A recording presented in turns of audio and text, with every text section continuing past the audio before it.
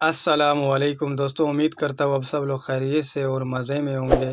دوستو آج کی ویڈیو بہت امپورٹنٹ ویڈیو ہے، ضرور پورا واچ کیجیے گا۔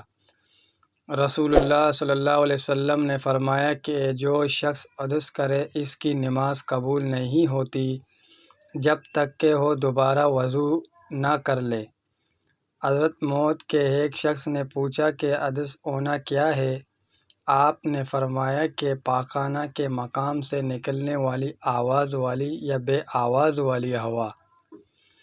میں ایک مرتبہ ابو ہریرہ رضی اللہ تعالیٰ عنہ کے ساتھ مسجد کی چھت پر چڑھا تو آپ نے وضو کیا اور کہا کہ میں نے رسول اللہ صلی اللہ علیہ وسلم سے سنا تھا کہ آپ صلی اللہ علیہ وسلم فرما رہے تھے کہ میری امت کے لوگ وضو کے نشانات کی وجہ سے قیامت کے دن سفید پیشانی اور سفید ہاتھ پاؤں والوں کی شکل میں بلائے جائیں گے، تو تم میں سے جو کوئی اپنی چمک بڑھانا چاہتا ہے تو وہ بڑھا لے، یعنی وضو اچھی طرح کرے۔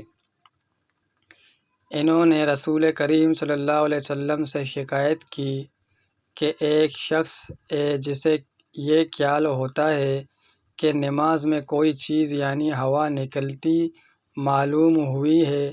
آپ صلی اللہ علیہ وسلم نے فرمایا کہ نماز سے نہ پھرے یا نہ مڑے جب تک آواز نہ سنے یا بو نہ پائے۔ دوستو اگر ویڈیو اچھی لگی تو ویڈیو کو لائک کریں، سبسکرائب کر لیں۔